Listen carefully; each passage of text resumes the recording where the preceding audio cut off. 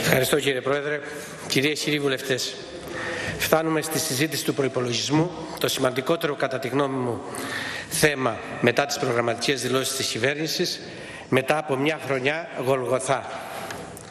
Το κύριο χαρακτηριστικό της είναι η συμφωνία που εξασφάλισε τον απαραίτητο δημοσιονομικό χώρο για να σπάσουμε το φαύλο κύκλο δημοσιονομικά ελλείμματα που οδηγούν σε λιτότητα, που με τη σειρά της οδηγεί σε ύφεση, που με τη σειρά της οδηγεί σε νέα δημοσιονομικά ελλείμματα και ούτω καθεξής. Εξασφάλισε τον απαραίτητο χρόνο για μεταρρυθμίσεις που επί δεκαετίες αναβάλλονταν. Εξασφάλισε τα απαραίτητα χρήματα μέσω του αναπτυξιακού πακέτου Juncker. Αρκεί η συμφωνία αυτή για να μπει η χώρα σε τροχιά ανάπτυξης? Ασφαλώς και όχι. Απλά αναχαιτήσαμε το φαύλο κύκλο ελλείμματα, λιτότητα, ύφεση, θανάτου της ελληνικής οικονομίας, θανάτου της ελληνικής κοινωνίας. Το πώς όμως θα προχωρήσουμε από εδώ και πέρα εξαρτάται από εμάς, εξαρτάται από τον προσανατολισμό και τους αγώνες μας. Και είναι αλήθεια ότι φτάσαμε πολύ κοντά στο τέλος, πολύ κοντά στα βράχια, στη ρότα που σχεδιάσατε πολύ καλά εσείς. Και εκεί που ο αντίπαλος ήταν έτοιμος να ανεμίσει την αποτυχία της αριστεράς στην Ελλάδα προς όλους τους λαούς της Ευρώπης που λόγω των προβλημάτων που αντιμετωπίζουν αρχίζουν να κοιτάνε πολιτικά προς τα αριστερά, καταφέραμε αυτή η φετινή χρονιά του πολέμου να είναι και χρονιά της ανατροπής. Ανεξάρτητα από το πόσο σας αρέσει, η φετινή χρονιά κλείνει με σχεδόν μηδενική ύφεση. Κλείνει με τις τράπεζες ανακεφαλαιοποιημένες, κλείνει με τις καταθέσεις ασφαλής, κλείνει με τον τουρισμό ενισχυμένο. Η φετινή χρονιά κλείνει με ανοιχτό τον ορίζοντα για ένα πιο αισιόδοξο μέλλον. Και σε αυτές τις συνθήκες κατατίθεται για πρώτη φορά από μια αριστερή κυβέρνηση προϋπολογισμός. Σε αυτόν τον προϋπολογισμό έχω να σημειώσω: αυξάνεται σε σχέση με πέρσι 5,2% το πρόγραμμα των δημοσίων επενδύσεων. Αυξάνεται σε σχέση με πέρσι κατά 823 εκατομμύρια ευρώ το σύνολο των εξόδων του κοινωνικού προϋπολογισμού.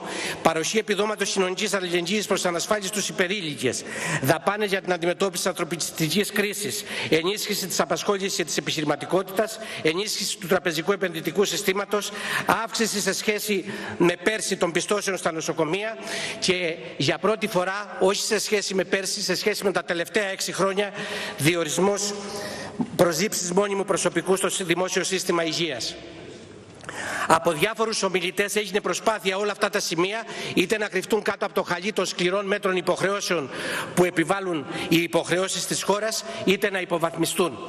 Εγώ να δεχτώ σε σχέση με την κριτική που γίνεται σε όλα αυτά. Όντως, είναι ελάχιστα συγκρινόμενα με τις τεράστιες, εκρηκτικές θα έλεγα ανάγκες και επίγουσες απαιτήσεις της καθημερινότητας του λαού μας. Μια καθημερινότητα που δημιουργήσατε εσείς, κύριοι της Νέας Δημοκρατίας, με την πολιτική που ακολουθήσατε.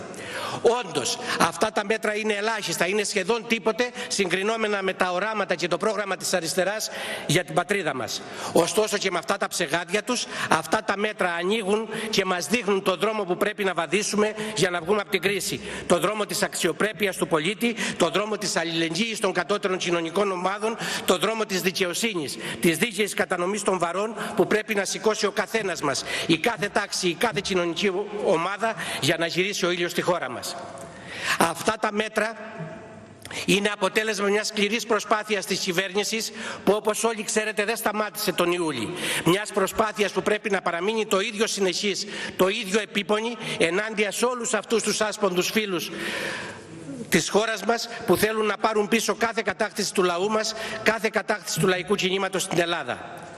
Τέλος, πρόκειται για μέτρα που για την υλοποίησή τους δεν αρκεί η υπερψήφιση από μια κοινοβουλευτική πλειοψηφία. Χρειάζεται αγώνας με προοπτική ρήξης με το σάπιο κατεστημένο που αντιστέκεται στο ξεθεμέλιωμά του, αγώνας με ανοιχτή έκβαση. Δίπλα σε αυτήν τη συνεχή προσπάθεια της κυβέρνησης χρειάζεται και αυτός ο διαρκής αγώνας των κοινωνικών δυνάμεων που στηρίζουν μια άλλη προοπτική για τον τόπο. Πώς να το πω, με άλλα λόγια, αν στις θέσεις της κυβερνητικής ευθύνης μας έφεραν οι αγώνες του λαού μας, ακόμα μεγαλύτεροι, ακόμα μαζικότεροι, ακόμα βαθύτεροι αγώνες χρειάζονται. Ένα συνολικά οριμότερο λαϊκό κίνημα είναι η προϋπόθεση για να μπορέσουμε να ξεδιπλώσουμε το πρόγραμμα της αριστεράς στην Ελλάδα, για να μετατρέψουμε τα σημερινά μικρά βήματα σε ένα σταθερό βηματισμό μπροστά στην πορεία για μια νέα Ελλάδα. Και μία από τις ράζες μιας τέτοιας τροχιάς προσπαθούμε να τοποθετήσουμε με τον προϋπολογισμό που σας καλούμε να ψηφίσετε. Αυτό είναι που δεν θέλει η Νέα Δημοκρατία. Γι' αυτό δεν διάβασε και νούμερα ο προηγούμενος από μένα ομιλητής. Δεν θέλουν. Και θα ήθελα εδώ να πω δύο κουβέντες. Πρώτον, κατά τη γνώμη μου, δεν φταίει για την ένταση του αντιπολιτευτικού τους λόγου η έλλειψη αρχηγού.